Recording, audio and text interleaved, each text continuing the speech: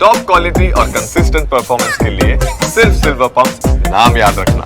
ગુજારી ઘટના બની ત્યારબાદ કેટલાય એ પ્રકારના દ્રશ્યો છે તે સામે આવ્યા છે તે ખૂબ જ ચોંકાવનારા છે ને તેની ચર્ચા દેશભરમાં થઈ રહી છે। ત્યારે હું એ વિડીયોની પણ વાત અહીં કરવા માગું છું કે જે પ્રકારે અમદાવાદ એરપોર્ટથી જે એર ઇન્ડિયાનું વિમાને ઉડાન ભરી હતી અને ત્યારબાદ એ થોડા જ અંતરે ઉડ્યું હતું ને ત્યારબાદ ત્યાં છે તે ટેલ છે તેની નીચે થઈ હતી અને ત્યારબાદ જે વિશાળ આગ જેવું છે તે જોવા મળે છે અને ત્યારે એ ઘટનો છે જે ઘટના છે પોતાના કેમેરામાં કેદ કરી હતી એ આર્યન અસારી છે તે આપણી સાથે છે તેમની સાથે છે તે વાત કરશું।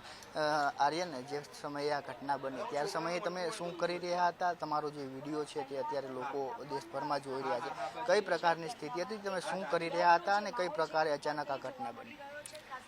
વિડીયો મેં ઉતારતો હતો ને મારે દોસ્તને ઘરે જઈને બતાવી એટલા માટે વિડીયો ઉતારતો હતો ને પ્લેન એમ કરતો કરતો જતો હતો વાતા કે પડી ગઈ, બ્લાસ્ટ થઈ ગઈ।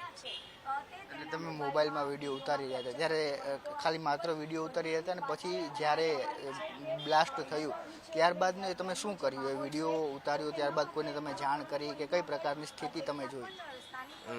મારે બહેનને બતાવ્યો હતો વિડીયો અને મારે પપ્પાને મોકલ્યો હતો। તમે અહીંયા આવ્યા છો, ફરવા માટે આવ્યા હતા, કેટલા દિવસ પહેલા આવ્યા હતા અને ક્યાંથી આવ્યા હતા? ઓ 12 વાગે આવ્યો હતો ને વિમાન એક ક્રેશ થઈ ગયું। ક્યાંથી તમે અમદાવાદ આવ્યા હતા? કંટાળુ ખાનપુર। તમે આ પ્રકારના પ્લેન ઉપરથી નજીકથી ઉડતા ક્યારેય જોયા હતા કે પ્રથમ વખત જ જોયું હતું ને કેમેરામાં તમે રેકોર્ડ કરતા હતા ને એ સમયે આ ઘટના? પ્રથમ વખત જ વિમાન જોયું હતું મને।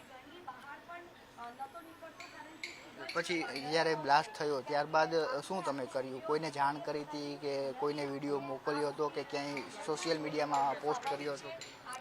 મારા પપ્પાને મોકલ્યો હતો અને ઇન્સ્ટાગ્રામ પર સ્ટોરી મૂકી હતી। કેવો બ્લાસ્ટ છે તે કઈ પ્રકારનો બ્લાસ્ટ હતો ને વિમાન છે કેટલી ઊંચાઈ હતો અત્યારે જે પ્લેનો ઉડી રહ્યા છે એટલી ઊંચાઈ હતી કે એનાથી પણ નીચી ઊંચાઈએ ઉડી રહી? નીચે જતું હતું, નીચે જતું એકદમ નીચે હતું? હા, નીચે હતું। કેવું લાગ્યું હતું કે પ્રથમ વખત તમે જોયું એટલે તમને ખ્યાલ નહોતો કે આટલી નીચેથી વિમાન ઉડતા હોય છે કે ઉપરથી ઉડતા હોય? હું કરતો હતો કે લેન્ડિંગ કરે છે એમ કરતો હતો। એનું એ લાગે કે લેન્ડિંગ કરે છે, એરપોર્ટ પર લેન્ડિંગ કરે છે એમ લાગ્યું હતું।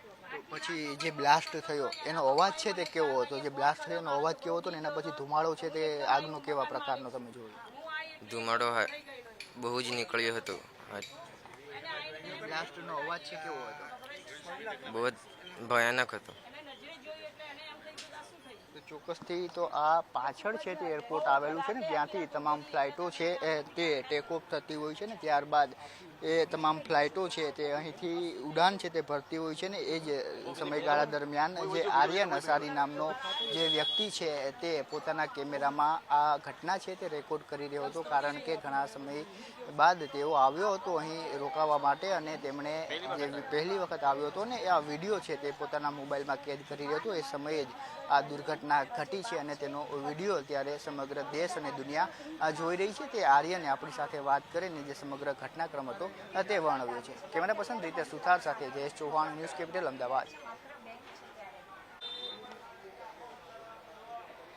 અમદાવાદની જે એર ઇન્ડિયાની દુર્ઘટના થઈ છે ને ત્યારે આપણે એ મકાન ઉપર અત્યારે પહોંચ્યા છે કે જ્યાંથી એ વિડીયો શૂટ થયો હતો કે જે ફ્લાઇટ ટેકઓફ થઈ અને ત્યારબાદ આ દુર્ઘટના ઘટી। ત્યારે આપણી સાથે વાત કરવા માટે કૈલાસબા છે, તેમની સાથે વાત કરશું। કૈલાસબા, કઈ પ્રકારે આ દુર્ઘટના છે તે થઈ, તમે જોઈ હતી અથવા છોકરાએ બતાવી? અમે ઘંટી બંધ કરી સાસુ બે ઘેર જતા હતા ને તારે બલુંગ એરપોર્ટનો ખૂણો છે ને ત્યાં લીમડો છે, એ લીમડાના પત્તાને અડતા રહી ગયું હતું। હું એમ કહું છું કે પહેલાં કોતલપુરમાં પડ્યું હતું તો આ બલુંગ આગળ જતાં પડે નહીં, કેમ કે પહેલાં બી પડેલું અમે જોયેલું, આ બલુંગ પડે નહીં। અમે ઘેર જઈને હાથ પગ ધોઈને થોડીક જ વાર થઈ 2 કોરિયામાં અમો નાખ્યા ને એકદમ બધાએ બૂમો મારી કે બલુંગ હરગ્યું।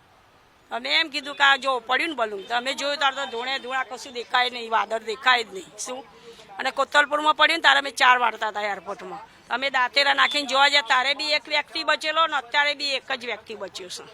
1988માં જે કોતરપુરની ઘટના થઈ હતી એ આ જ પ્રકારની ઘટના હતી કે એમાં કોઈ અલગ હતું? એક એ વખતે એક જ વ્યક્તિ બચ્યો હતો પડ્યું તારે, અને આ એક જ વ્યક્તિ બચ્યો છે. તો 1988ની ઘટના જોઈ ફરી પાછી તમે હવે 2025 તો હવે તમને આમ ડર લાગે પ્લેન ઉપર? હા, મોટું લાગે. અમારા ઘરની અંદર સાદલીઓ નથી, જોવો વાસણ મૂકવાની. આજે 3 દિવસથી વિમાનો થોડા અધર જાય છે, અને એક મોટું આવે ને એ તો છોકરાએ ઊંઘેલા ચીસો પાડે, એટલો અવાજ આવે છે. તો હવે આમ ડર લાગે આ જે ઘટનાઓ થાય? બલૂન આ નીકળે ને એટલે ઘરમાંથી બહાર નીકળી જઈએ. પણ શું કરું, આપણે આગળ બીજા ઓપ્શન નથી રહેવા. બોલો શું કરીએ? એમ થાય છે કઈથી ખાલી કરીને જતા રહીએ બીજે રહેવા. કેટલા વર્ષથી તમે અહીં રહ્યો? 70 વર્ષ ત્યાં. અહીંયા ને સામે મમ્મી પપ્પાનું છે ને અહીં અમારું છે. અહીંયા? રાતે અવાજ આવતા હશે? રાતે ઊંઘવાના છે. ધાબા ઉપર તો ગરમીનું ઊંઘાય જ નહીં, કેમ કે અવાજ આવે બહુ એટલે. અને આ બલૂનનો અવાજ જ નહોતો આવતો. આ જે બલૂન નીકળ્યો એનો અવાજ બિલકુલ નતો આવતો? ત્યાં લીમડે અડ્યું ને ત્યાં સુધી અવાજ આવ્યો, અહીં આવ્યું ને એટલે અવાજ બંધ થઈ ગયો. તો લીમડે અડ્યું ત્યારે કઈ બ્લાસ્ટ અવાજ આવતો હતો, તારા બલૂન જાય ને એવો અવાજ આવ્યો, પણ આગળ જયું ને તારા અવાજ નતો આવતો, એનું મશીન જ બંધ થઈ ગયું. તો એ બલૂન ત્યાં સુધી પોક્યું બચારા. જો અહીં પડ્યો તો કેટલી વસ્તી મરી જાય. આ જોવું જોઈએ કે જે રહેતા હોય એની બાજુમાં એરપોર્ટ ન રાખવું જોઈએ. ના જ રખે ને અહીંથી એરપોર્ટ દૂર લઈ જાય તો સારું. આટલી બધી વસ્તી કેટલી છે જુઓ તો. કાં તો ભાઈ તમને બીજે મકાન આપે. હા, કાં તો અમને બીજી જગ્યાએ આપો, બીજું શું. પછી તો આ અહીં તો કૈલાસ ખેતર હતા તારના અમે, અહીં તો બધી જુવાર વવાતી. આટલી બધી વસ્તી તો હવે થઈ, નહીંતર અમે અહીં કને જુવાર વવાતી હતી. છેક અસારો કંઈક લેવું હોય ને, ચા મોરસ તો અસારો જતા હતા લેવા. આટલામાં ક્યાંય દુકાનો નહીં, કોઈ રહેતું નહોતું. જુવાર વવાય, હિન્દુ મુસલમાનની ધમાલ થઈ તાર કોઈનો ટાંગો આવત, કોઈનું ભોળું આવતું હતું અહીં જુવારમાં. રાતે હુવામાં તકલીફ તો પડે. હા, ધાબા ઉપર તો છોકરું લઈને ઊંઘાય નહીં. બોલો. તો આ સમગ્ર ઘટનાક્રમ છે. આ કૈલાસબા હતા કે જેમણે 1988ની જે દુર્ઘટના થઈ તે પણ નજરે નિહાળી હતી, અને ત્યારબાદ 2025ની જે ઘટના થઈ તેમના પણ તેઓ સાક્ષી રહ્યા છે, અને સાથે તેમની એ વ્યથા પણ છે કે જે પ્રકારે અહીંથી ફ્લાઇટો ઉડાન ભરી રહી છે ને તેના જે અવાજો આવી રહ્યા છે તેને કારણે પણ તેમને મુશ્કેલી છે તેનો સામનો કરવો પડી રહ્યો છે. પરંતુ સાથે એ ઘટના વર્ણવે છે કે જ્યારે ફ્લાઇટ એર ઇન્ડિયાની જે દુર્ઘટનાગ્રસ્ત થઈ અને તેને ટેક ઓફ કર્યું ત્યારે જે એન્જિન છે તેનો અવાજ આવતો હતો, પરંતુ આગળ જે લીમડાનું વૃક્ષ છે ત્યાંથી ક્રોસ થયા બાદ જે વિમાનના એન્જિન હતા તેનો અવાજ નહોતો આવતો ને અહીંથી ઉડાન ભર્યાના થોડા જ ક્ષણોમાં આ પ્લેન છે તે ક્રેશ થયું હતું. કેમેરા પર્સન રીતે સુથાર સાથે જયેશ ચૌહાણ, ન્યૂઝ કેપિટલ, અમદાવાદ.